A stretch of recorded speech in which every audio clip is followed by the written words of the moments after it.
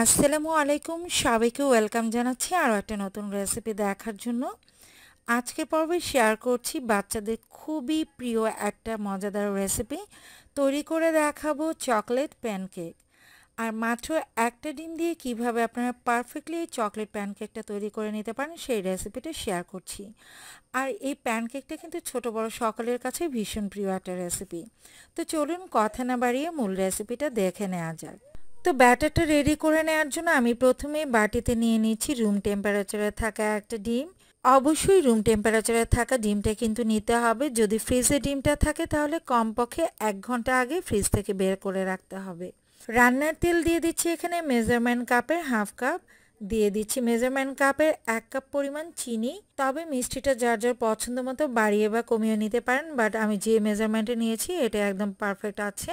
দিয়ে দিচ্ছি খুব সামান্য পরিমাণের লবণ। আমি এখানে চা চামচের 4 ভাগের 1 ভাগ লবণ নিয়েছি।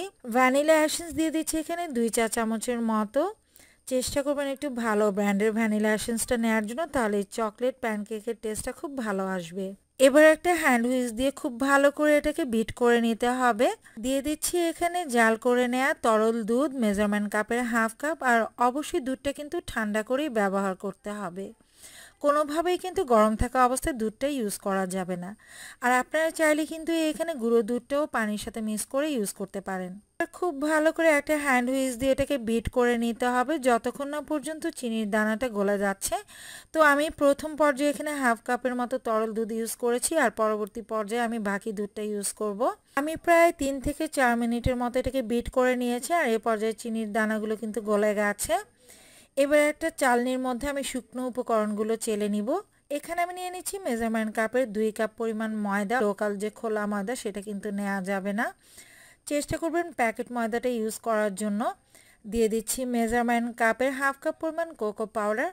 কোকো পাউডারটা কিন্তু অবশ্যই ভালো ব্র্যান্ডের হতে হবে। আমি এখানে হার্শিসের যেই কোকো পাউডার সেটাই নিয়েছি। তো এখানে আমি দিয়ে দিচ্ছি 2 চা চামচ পরিমাণ বেকিং পাউডার। আমি এখানে ফস্টার ক্লার্কের যে বেকিং পাউডার সেটাই নিয়েছি। আমি যে ব্র্যান্ডের নাম বলছি সেটাই নিতে হবে এমন কোনো কথা নেই, চেষ্টা করবেন একটু ভালো মানের ব্র্যান্ডের জিনিসটা ইউজ করার জন্য।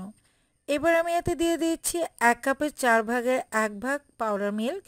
আর গুঁড়ো দুধটা দিলে কিন্তু এই প্যানকেকের টেস্টটা খুব ভালো হয়।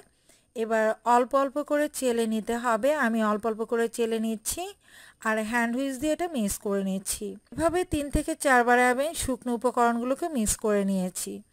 তো দেখতে পাচ্ছেন আমি এটা মিক্স করে নিয়েছি, আর এটা বেশ ঘন মনে হচ্ছে, এখনও কিন্তু মিশ্রণটা অনেকটাই ঘন। এই পর্যায়ে আমি আরও হাফ কাপ তরল দুধ অ্যাড করে নিচ্ছি। আমি অল্প অল্প করে তরল দুধটা দিচ্ছি আর মিক্স করে নিচ্ছি। প্রথমেই কিন্তু পুরো দুধটা ইউজ করতে যাবেন না, অল্প অল্প করে দুধ দিয়ে লিকুইডটাকে দেখে নেবেন যেটা পারফেক্ট আছে কিনা।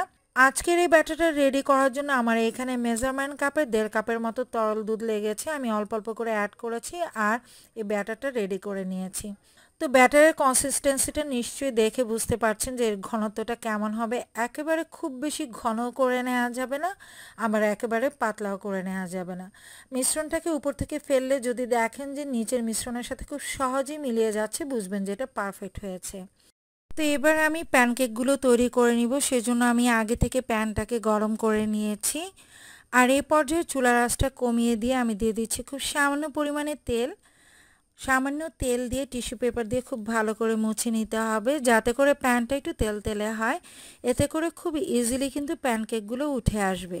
তো এবার সামান্য ব্যাটার নিয়ে নিচ্ছি। আমি এখানে মেজারমেন্ট কাপের হাফ কাপটা ইউজ করছি।